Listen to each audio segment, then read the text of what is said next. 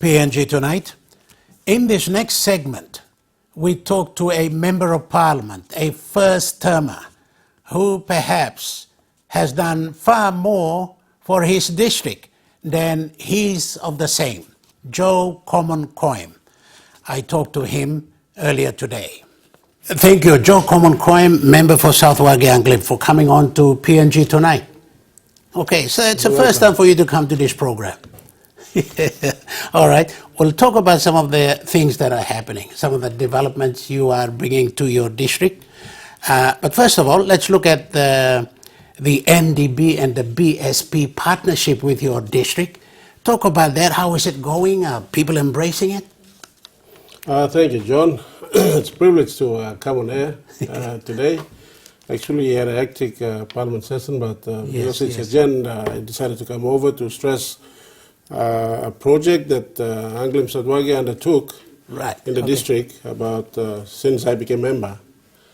I was invited or not, I decided to present a check of 500,000 to NDB for our microfinance program in the Anglim Sadwagi district. That's part of the DSIP, or? It's part of the DSIP. Okay. So what happened is this program we put 1 million into NDB, and then we structured in a way that everybody right across Anglim Sadwagi were captured. Okay, I formed the associations, all the council boards, the associations, and out of the associations, I asked them, I didn't tell them to give me a pick. I didn't pick. I asked the community, the council, the current councillor, the runner-up, the little clan members and the church and youth to form a group so that they can give me 10 people from each council ward. Okay. So these 10 people, when they gave us, we brought them through training by trainers, qualified trainers, just to show them the basics of business and how to run the little micro businesses at home, like time management and family life and all that sort of thing. So don't drink, no play cards, no dart throwing. Focus on all that. That's it. Okay. So it is a totally like a new concept in how people, because how people are just day in, day out, they go gardening, go sell at the market or come back and do whatever things, but not about the saving culture and the modern, business culture and all that sort of thing. Okay, all right. How much can they take out of the bank, the loan? How much can they get? Actually, we put 1 million into NDB through an MOA agreement, and we were going to partner with NDB, and that money was put in as security. Right. And then against that money, the bank assisted or gave us the loan. Okay.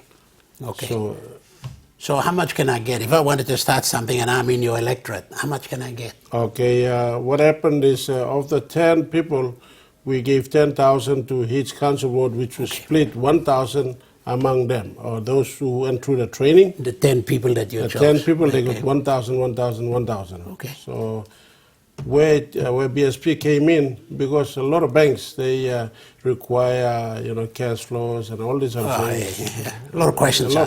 So we said, BSP, can you partner with us? And they've come on good, and they came on the ground, took all the rural banking people on the ground, and then they filled in the application forms, and after filling in, they gave the safeguard right on the spot. Okay. To all those 870 people right across Anglim Sadwagi. All right, so they are confident in knowing that there is a bank service that they will refer to. All right, you're in an area that is agriculture based. So what businesses are you looking at?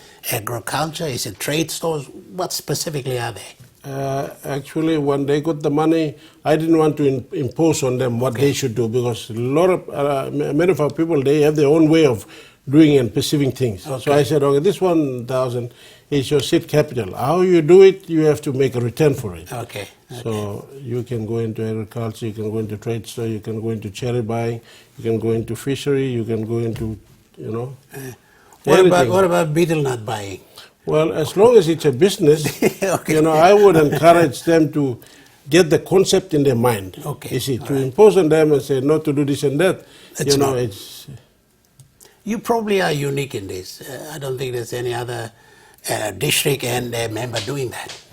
Well, I don't know if I'm unique, but that's the way I want to equip my people and empower them so that they sustain themselves. I don't want to catch the fish. That's the old Chinese saying. Yeah. You give them the fishing line and let them catch fish for themselves.